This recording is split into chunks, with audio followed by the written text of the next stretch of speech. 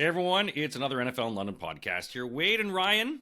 I missed the Picks podcast because I was at homecoming, messy, 2-day hangover. But I watched the Ireland game, and also so many injuries again. And MetLife Oh takes God, another victim. Matt. Honestly, we need to have like there should be fines. I think like on For the your field. Like if you've torn like 30 ACLs, it feels like Like I mean, we've said before, if you can grow weed indoors, we should be able to grow grass indoors, and there's no excuse for outdoors field made of to not weed, have play grass. through it. Yeah. I mean, It's this is like, just absolutely. It's only worse because I have neighbors on two of my fantasy teams, so that is okay. a devastating. That field has bent me over so many times in fantasy. Yeah, and I mean, it's also ironic that it is an insurance company that it's named after. So, you have that. It's like, is this an inside job? What are they doing here? By the way, we're not going to cover this. So Yeah. just debilitating. And then, so we'll go into our first game. We'll talk about the first game, the Ireland game. The Vikings were quite hobbled by injury. And of course, there was a robbery of one of the players as well in Ireland. Welcome to Ireland. Give me your money. Give me your money, boy. Yeah, it's The Skylar Thompson. Vikings, It's Skylar Thompson. Skylar Thompson. Yeah, and I guess he put up a fight because he was injured. But he'd already had an injury going in. And then, so I guess he was like, screw you, See, little, that's right. The little Americans men. just have that stereotype of Ireland. It's like, well, we're supposed to fight when we get there, right? And it's like, no, it's Yeah, actually exactly. not like that. We See, drink. We I fight. wouldn't be we fight, surprised we if fight, he we fight. started it. Yeah, well, maybe, yeah. Either way, we don't know if they got away with anything, but he got a little scuffled.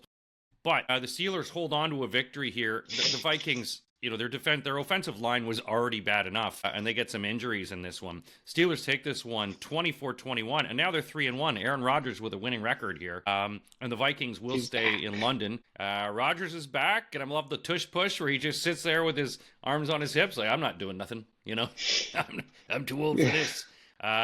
Carson Wentz, 30 for 46, 350 yards. He didn't have a lot of time all day. That Steelers defense came back. Yeah, it was a disappointing game if you're the Vikings. I think, especially in that division where you're going to have to keep up with the Packers and the Lions. And to me, this is just a classic Tomlin year. We're going to see another Mike Tomlin year. Now with Lamar being out, he's going to win the division. Rodgers is going to be like comeback player of the year or something. Listen, he's just playing smart football. Like, he's not like he was last year. He's just not forcing it. He just dumps it off when he can.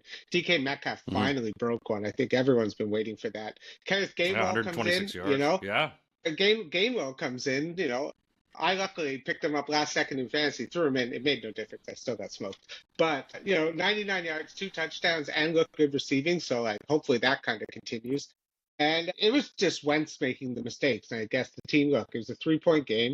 The team that lost and the team that made most turnovers lost. And even Tomlin was doing like ridiculous time management things and just like, I don't know what he was thinking, some of the plays he was doing. But to me, it was all just went to Wentz made big mistakes when it mattered. They had Pittsburgh even had a fumble return for a touchdown called back, which it kind of looked like a fumble to me. I don't know. But so it was just a bad game but at least now Minnesota should have the advantage in the second half of the doubleheader in London, right? Because they've been here 2 weeks. So I'm expecting, a better game out of everyone. Listen, I'm someone who's seen many London games. They're all terrible. So do you expect sloppy football, expect mistakes, and expect a low-scoring game like this? This one was at least actually entertaining for a bit. So yeah. And I mean, it was just one of those sort of things you say with Minnesota now in the ground there. You would hope so, but they still have so many injuries on that team. And, you've got, losing most of their offensive linemen, of course, not having Aaron Jones there as well. It's really difficult for them to get it going. Mason was all right, but it's still very difficult for them. And you're sort of going, okay, well, Wentz at least seems better than JJ, which is at least some sort of salvation for them. We head into Atlanta, where Penix lovers rejoice as the Falcons, after getting blown out by the Carolina Panthers the week before, put up a big victory over Marcus Mariota and the Commanders. The Commanders, weren't going to make this easy. 34-27 victory in this one. Bijan had an all right. Drake London, 8 receptions, 110 yards. Penix, 113 yards, 2 touchdowns. The Commanders just seem to have so many injuries as well. They just seem to be shorthanded across everything. Yeah. They're both teams are 2-2. So, this is it's something for them, but the Commanders, you got to keep pace in this division with the Eagles. Yeah, no, especially listen, that's trouble when Daniels goes down. And the thing on him was always that he was small, and he's can't, will he be able to take the pounding of an NFL season, especially the way he plays. And he gets hit almost more than any other quarterback in the NFL. So the fact that now he's been out 2 weeks, I think they're 0-2. They've lost the last two, right? I believe. So they're, to me, and again, it was probably the worst time if you're them to ever have to come and play the Falcons, because you got the Falcons coming off that humiliating loss against Yeah. the Panthers, right? So they were obviously going to be coming in angry, playing pissed off. Penix, as terrible as he was before, with people saying should they play Kirk Cousins, comes in, has one of Mm-hmm. his best games of his career, minus the interception, but 20-26, 313, like that's as good as it gets out there. So I think Falcons fans took like a breath of relief, right? Where they're just like, okay, the sky isn't falling, we're still in it. The NFC is kind of wide open. You just kind of want to, I say, like within the first 6 games, if you could be 4-2, that's great. But you want to be at least 3-3. Any loss by Atlanta would have been devastating for their chances of winning the division or anything like that. Big comeback win for them. To me, it's just like Washington's just not going to win until Daniels comes back. I just don't see Mariota being the guy to change anything. The running game's a bit of a mess now, and even McLaurin's out. It's just like it's all kind of collapsing. And this is what kind of people worried about with Washington, that they were old, and would they have that, they won so many games by one score last year that that there's obvious regression in that. We've been seeing it with the Chiefs, who went like 9-0 or something last year, and they're 0-2 Yeah. this year. Yeah, and I mean, it was tough. I mean, I think it was good for Atlanta fans just to see that ball spread around. You got Bijan, you got London, you got Pitt. Everyone is getting the ball. And I think that's one of the worries was, are we a one-sided offense? The defense was able to keep together.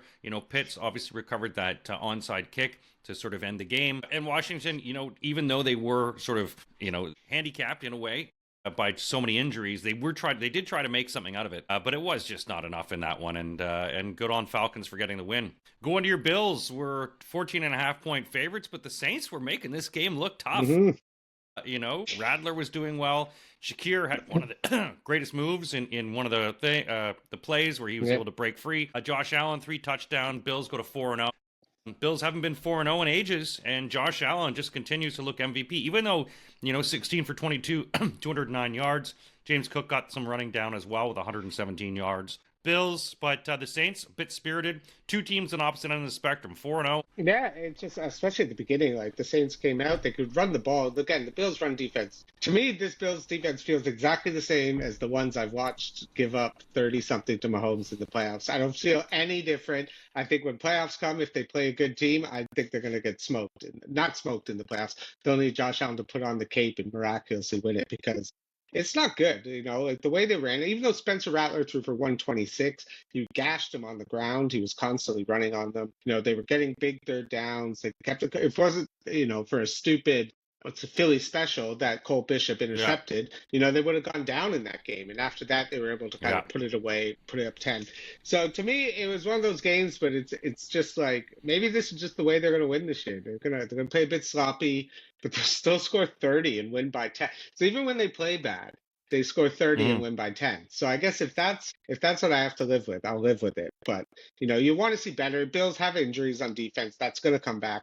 But to me, again, the story of the season is James Cook, who's just every week just looking better and better. And it's like, I think the Bills just had a strategy where they kind of didn't run him into the ground, but now they've paid him. They're like, we're running this guy into the ground now. They're feeding him. He's leading the NFL in rushing, I believe. And I think, just keep giving him the rock. It's just the way to go. The Bills have one of the best offensive lines in football. They can play bully ball up front. So just do it. And Josh Allen will just kind of pick you apart and just take what's open. It's like, and that Philly special was not so special, that play. No, that was a really ugly one. And that really turned the tide. You could just see the motivation. The air came all out of the bag in that one. It's just like, oh, okay. Ugly. Let's go into an ugly game. We thought the Browns would be high off of beating the Pack. Why not? You just beat the Packers. Lions, can they tame the Lions? Are the Lions still angry? The Lions are still angry. 34-10 in this one. It was 20-7 at the half. Flacco was 6 for 6 starting out. He was looking good. And then he was just throwing horrible balls.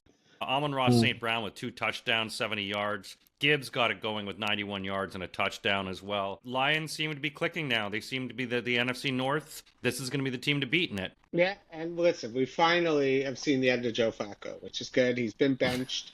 Dylan Yeah. Gabriel is starting next game, so at least I feel like if you're a Cleveland fan, I'm excited to watch football. Finally, Sure. this must have been the worst miserable 4 weeks of football of any team other than the Patriots starting Jacoby Brissett over Drake May for like the first 6 games. Like, it felt Yeah. like, what are we doing here? Like, why are we doing this Mm-hmm. to ourselves? Kind of like the way the Giants did with Russ. What are we doing here? So to me, was just it's over. Joe Flacco, take him out back, put him out of his misery. I think it's the end of Flacco, the end of Russ. I don't see any way he comes back. He was terrible this season, Flacco was and terrible, but I mean, he was yeah, the Lions' terrible. defense was all over the place. And I the could see only, him coming back because if the other two guys suck, they're going to bring him back just like they did, and and, he'll hopefully week 10 magic. and as good as your defense is, if you're constantly giving it up, you're constantly Yeah. turning it over to a team like Detroit and you get down, 14, 21, it's over. Detroit's got a good enough Yeah. defense that they're going to come at you.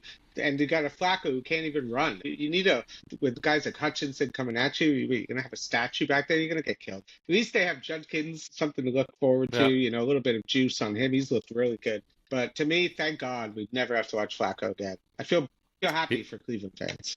Well, let's go into New England. You talked about them and Brissett, but it was a game of special teams in this one as the Patriots win 42-13. Panthers look just like themselves.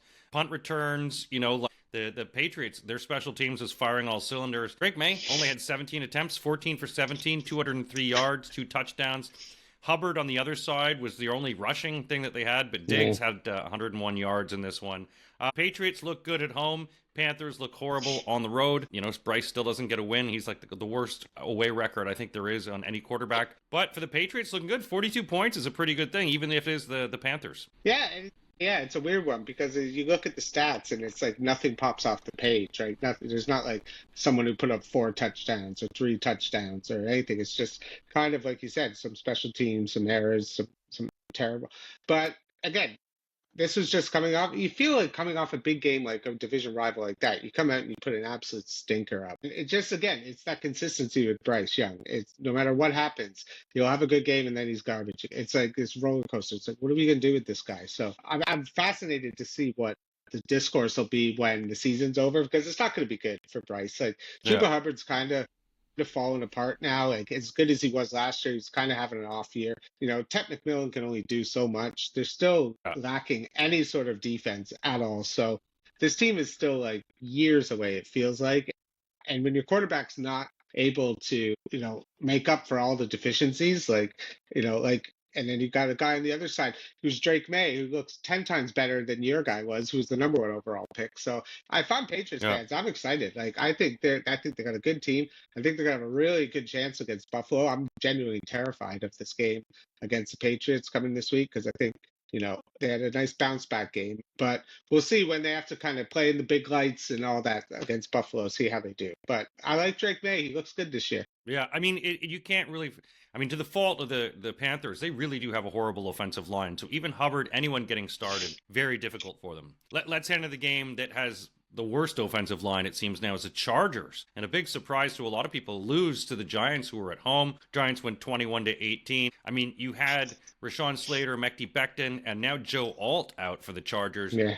They couldn't get anything going. There was nothing. The Giants were all over them. Jackson Dart looks like the second coming. New York fans were happy. Wow. 21-18, I mean, of course. The big one being Malik Neighbors being out for that. Yeah, that was again MetLife, you son of a bitch. Yeah. Taking out and again, especially like that just kills the development of someone like Jackson Dart. To be able to have someone like Malik Neighbors would do so much wonders for you. Now it's going to be like maybe we should go back to Russ and just let him deal with this and get the number 1 pick because I mean, Scatterbo might get like 100 carries next week and they might just have to kind of just run him into people until he murders them. I think again, Herbert, 2 picks. Again, everyone was kind of crowning the Chargers as this team that they're different this year. They're back, but I mean, those injuries to the offensive line, you can only take so much, and it can just crush your team. So you can only give him so much blame, to be honest with you. Yeah. But again, Lab McConkey's a real question mark. Why is he can't get anything going? Like one catch, I think he got. Yeah. And it's just like what is going on over there? To me, Jack Starr looked fine. He looked confident. The team looked like they liked. He kind of gave the fans that juice. So to me, and then to get a win against a 3-0 team when you're 0-3, I mean that's as good as it gets for a home debut. Even though your best player lost his knees to that terrible field. Yeah, and that was a bad one. I think I was also nervous too when Cam Scatabo scored and he did the flip, and I was like, "Not in this stadium! What are you doing, man? You just land in a black hole and it snaps both your legs. We'll take those." It's like the Roman Colosseum where all it needs is like Yeah, live animals to come out and just rip your yeah, rip exactly. your Everyone hearts thumbs out. down on your ACL. Let's start this game. I mean, the Bucks continue to make things exciting in all their games. They lose in a thriller. There was fake tush pushes, but the Eagles go to That was 31 to nice. 25. They seem to be coasting. There's a lot of defensive issues that were going on. Look, at the first half, you're like, how are they going to stop Philly? This is, it was 24 to 6, and you're like, there's no way. But then that defense for Tampa Bay really stood up in the second half in this one. Vita Vea, it was terrifying. They were sort of looking across at him going, let's not do the tush push. That guy's going to kill it. Yeah, Thirty-one he's a big boy. twenty-five. The Buccaneers put in 19 points in the second half. Still not enough. Mayfield continues to grind. He was 22 for 40, 289 yards, 2 touchdowns. Bucky Irving trying with 102 yards as well. He was receiving. He was running. He was everywhere for them. And a good, if you have him in fantasy, you were rewarded. I think he got injured. He might be got a bit injured too, which might kind of Yeah. hurt things. To me, the funniest story of this game is that it feels like the most miserable Philly 4-0 Philly team in the world. Like, Yeah. look at AJ Brown. AJ Brown looks like he couldn't wants to be anywhere else than playing with Jalen Hurts right now. He Mm-hmm. looks like a broken man. Again, he barely did anything. Devonta Smith, they're not getting the ball to him. It just feels like it's just. I feel like something's brewing there. It feels like something's brewing where Jalen's just kind of taking it on himself, 62 yards running, Yeah.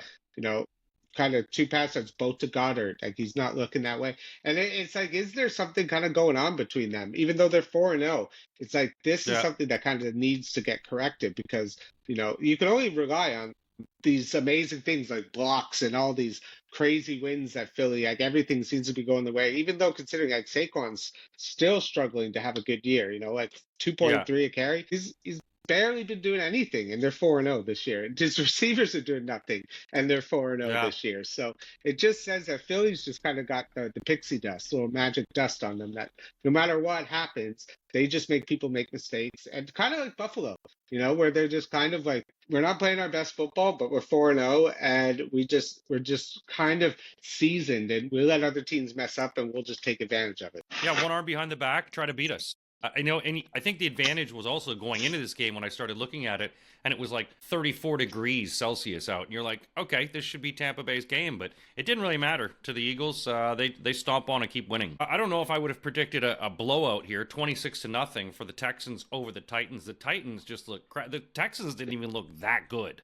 The Titans sort of screwed themselves over, it seemed like. I But they mean, could have almost had themselves in a chance of it. There was 6-0 at the half. You're like, okay, anyone could do this. Stroud was all right. He was 22 for 28, 233 I mean, it's yards. definitely his best game of the year. It was his best game of the year, and it votes. These two teams are both 0-3 going into it. Like, oh my God, what's going to happen? They go 1-3, but you still have to keep pace with two other people in this division who are starting to play good, including the Jaguars, who we'll get to. The Titans, you start wondering. It's like, okay, well, are you going to win a game all season? Because they have No, not I looked don't. like they can I really keep don't know. themselves in it. They're going to be Yeah, man, drafted. it's been grim. Like again, I think this might be the first coach fired. I think you're not really seeing any kind of improvement with Cam Ward. Like again, 10 of 26 for 108. Like he's getting worse each week. It feels like, and this was definitely his worst game. Again, he's played some tough defenses. Let's give him that as a rookie. You got to play Denver. You got to play Houston. But even so, like your offense just stinks. Like Tony Pollard is just not it. Mm-hmm. Calvin Ridley is not here. Alec Oyolamore, like at 44 yards leading receiver. Every week, this team has nothing. They have no fight in them. It just feels like, again, it's very delicate with these kind of rookie quarterbacks. He's going the Bryce Young kind of route where he's just Yeah. looking bad and his team's getting beaten. And if they start getting shut down and people just start running the score on them and he can't get anything going, like, I don't know what you do to fix this because it feels like this coach is done. Dead on arrival. If Yeah. you get like again, if you're the worst team in football, you get the number one pick again. You could probably trade it for a king's ransom off someone, which would be kind of exactly what they need right now. But I'm you're disappointed in Cam Ward, but from all the offseason, we always said, like, why is there no hype around Cam Ward? Maybe this is why. Yeah. Maybe, It I could don't be. know. I'd like to see something because right now we're seeing nothing from him. Let's go to the next divisional game with those guys at least. The Colts lose 27-20. Adonai Mitchell not only drops the ball just before going to the end zone, he also gets a penalty that negated a Jonathan Taylor touchdown. The Colts were in this. The Colts could have won this one. Yeah. But Tutu Atwell throws that 88-yard bomb. Stafford hits Tutu Atwell for that 88-yard bomb. Rams win 27-20. Exciting game. But the Colts put up and showed, like, hey, we do deserve this sort of record that we've got, 3-1. Matt Stafford was 29 for 41, 375 yards and 3 touchdowns. Puka Nacua, 170 yards. Kyron Williams even ran for 77. The Rams, 3-1.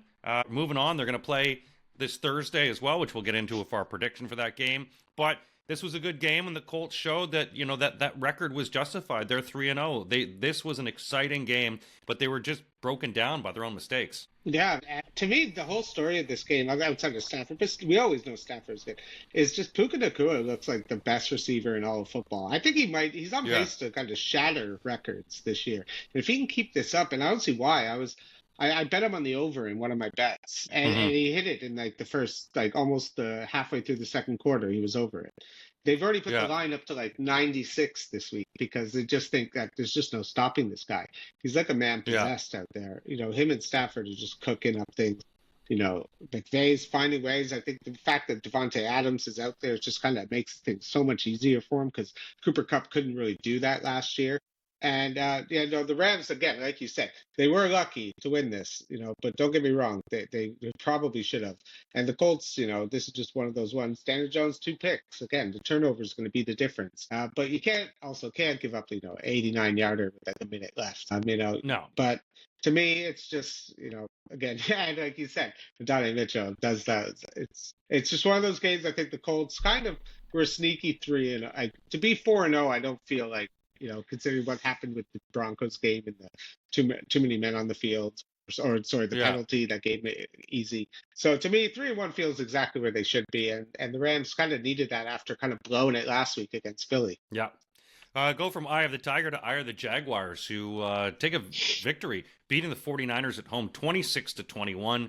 A lot of fumbles in this, a lot of just turnovers in this one, 4 turnovers. Purdy got hurt in this one, it looked like. He had 2 interceptions, 2 touchdowns. Trevor Lawrence was 21 for 31, only 174 yards, but they get the job done. There were some missed field goals in it as well, but this was a game that the Jaguars sorely needed, but they're 3-1 now. The 49ers are 3-1. But this was a game, McCaffrey only had 92 yards. Travis Etienne Jr., 24 yards on 19 carries. The Jaguars look like they're possessed. And I think Liam Cohen has really sort of invigorated this team to, when you look at the Colts, both Colts and the Jags are 3-1 now. So this division we thought it was going to be the Colts to run away with.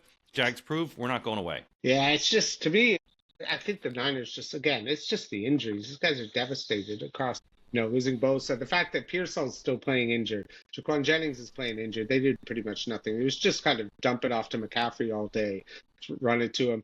They didn't really have any answers. To me, this wasn't, again, I'm not that impressed with this win by Jags. Or, again, Trevor Lawrence, 174 yards. That's what we say. It doesn't do anything that makes you be like, wow. Mm-hmm. To me, the story of the Jaguars is Travis Hunter. We haven't seen him. For a guy who, Jacksonville traded next year's first-round pick, to go up and get this guy, 3 for 42. It's like either commit to him full time as a receiver and make him a great receiver, or commit to him full this half and half thing or whatever they're doing. It's like you have 2 fifth-round picks on your team playing is what you did, but this guy's supposed to be the 2nd-round pick.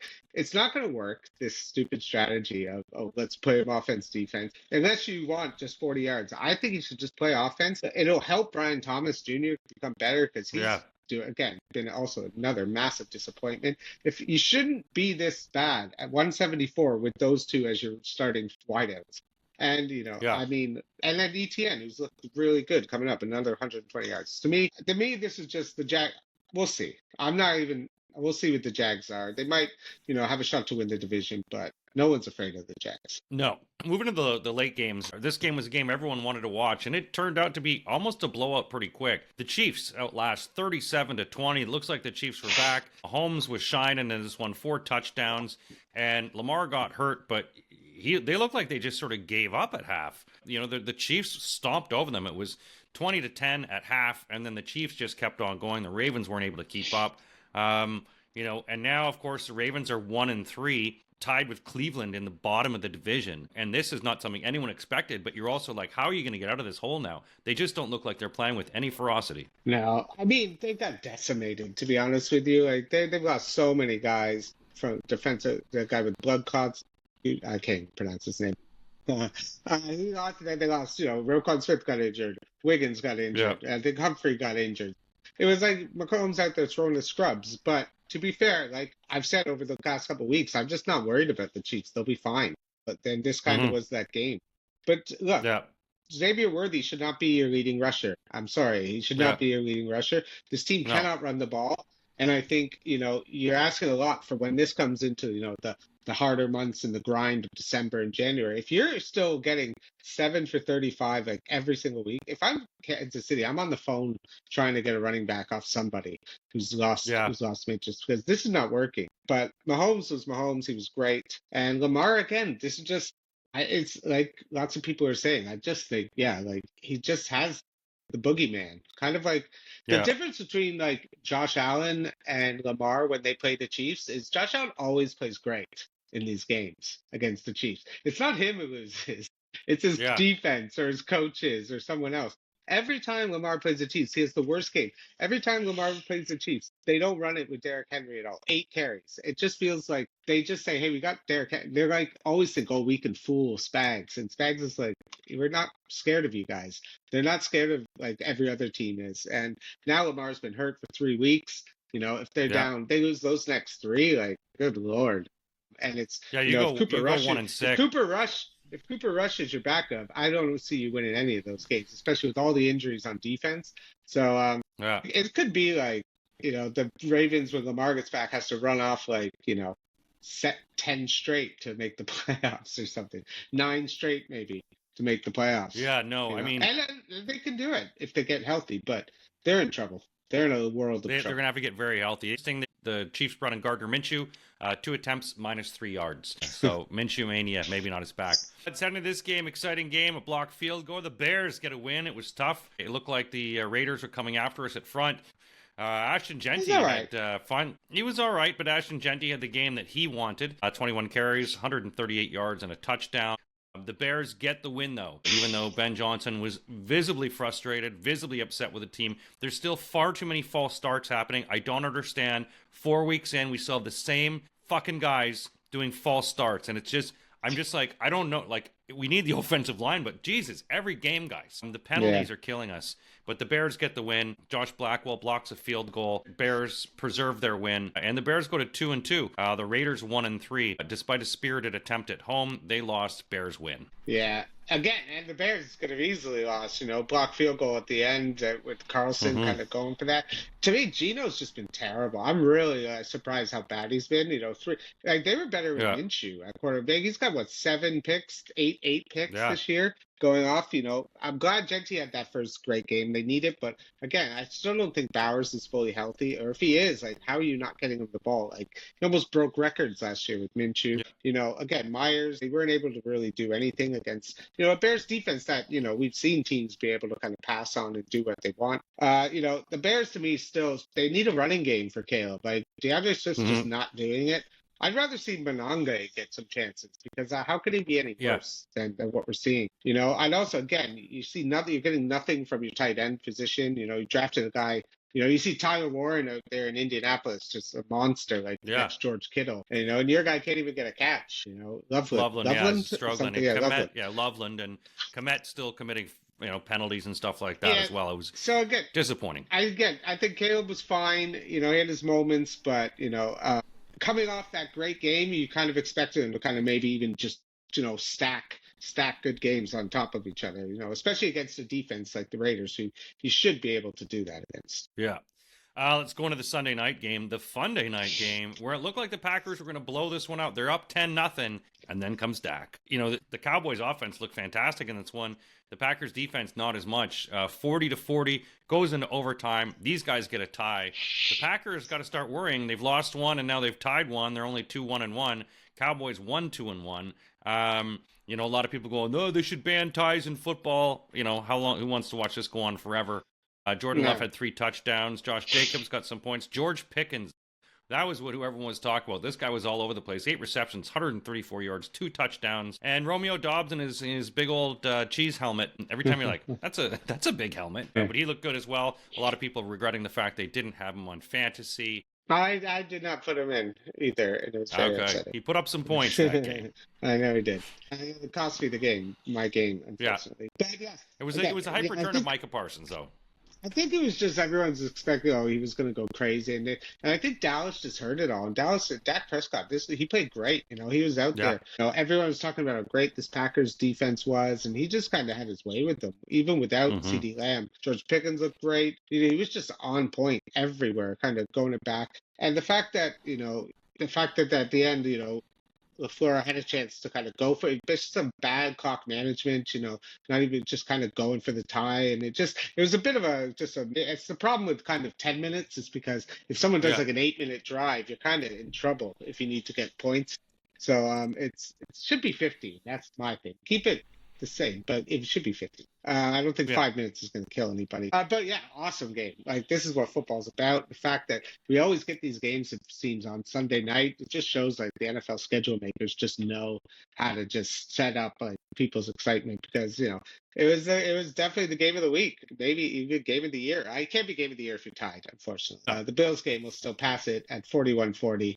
With 1 point. Yeah. But this was a great game. Big tie. But this could cost somebody. Again, this could be a thing that costs the Packers from the 1 seed to the 4th seed. Who knows what that tie does? It could be devastating. It's sometimes helpful, if you're trying to get the last playoff spot. But if you're going for the number 1 seed, it could actually hurt you. It could indeed. Speaking of hurting people, let's go to the first of the Monday night game, because 2 Monday night games, that's what everyone in England loves. What time does it start at? No, thanks. The Dolphins, they get the win, but they kind of lose in this one. Tyreek Hill suffered a horrific-looking leg injury, almost as bad as the referee that Alvin Kamara smashed into, or the sideline guy. At 27-21, the Jets go to 0-4, despite Justin Fields putting up some big numbers, 20 for 27, 226 yards. Chan had 99 yards and a touchdown. The Dolphins go to 1-3. Ugly game, ugly all around, and the Jets go to the bottom of the division when people thought they might be able to sling a few wins together. I mean, they just look bad. Like, they look like they haven't improved one iota. It looks like since they lost Robert Saleh, they have been so bad at football. And it's like, he looks like he wasn't his problem. And Justin Fields is fine. I mean, it's fine. Again, you got to get him to do a 50-yard run or something. The consistency, I'm just not seeing it. Garrett Wilson, again, everything was fine. But this isn't good enough. The guy named Darren Waller, who hasn't played in 2 years, come out and just get mosh you for touchdowns and even though two more didn't really do that much. Tyreek Hill lost Tyreek Hill, and you still weren't able to do it. It's just like when the Jets can only win if they have like either a massive lead, which almost never happens, because if you need Justin Fields to come from behind in the 4th quarter, I just don't see that that's ever going to happen. They don't have the weapons. They got 1 receiver, no tight ends, and their running game is kind of flat, So the Jets are a mess. I don't see what Aaron Glenn does that anyone else is special. I don't see what makes him special as a coach. I think they need an offensive coach. Stop hiring these defensive guys. Get a young, again, they're going to have to get a quarterback in the draft. I'm sure they're going to be top 3, top 5, but they've already done Darnold, Zach Wilson, so it's not like you have any faith that they're going to guess the right guy this time. So it's all a mess across both teams. And now, Tyreek out, that could be the end of his career. Couldn't happen to a nicer guy, to be honest with you. So no, nothing like Talib Queeb was saying that it was because he hit his girlfriends. That's why his leg went. It's like, I don't think that's commensurate. Let's go to the final game. The Bengals were looking good. They were, and the Broncos were struggling. They were sitting at 1-2, but they just destroyed the Bengals, and it could have been a lot more. I mean, Denver made a lot of mistakes in this game. Their offensive line was making so many penalties, stalling so many drives. It was ridiculous. They still get the win. Their defense was able to smother the Bengals receivers. Jake Browning was just collapsed, and Bo Nix is over 326 yards, 1 interception, 2 touchdowns. Broncos get the win they need, and the Bengals, again, they are going to be, it's just interesting to think that when we looked at the Bengals and Ravens being sort of the top tier of the AFC North, now both of them looking like they're just going to suck it at the bottom. Yeah, and so what do you even do if you're Cincinnati? Like they say, people are like, "Oh, should you trade for Cousins?" And it's just like I just think this year's over, right? If I'm Cincinnati, the first thing I'm doing closer is I'm trading Trey Hendrickson. Trading Trey Hendrickson while he's on this last deal. Someone's going to pay you. Someone might give you a second. You might get a second round for. You might get a first, depending on how desperate. Maybe Buffalo, who needs some pass rush. Who knows what you're going to do? But to me, I just kind of. I mean, Zach, you lost. Do you even bring back Joe Burrow? Right? What's the point if this is a mess? I mean, I don't see any. Yeah, if you're 2-10 or you're 2-15, whatever the time that you get in, what are you going to do? But.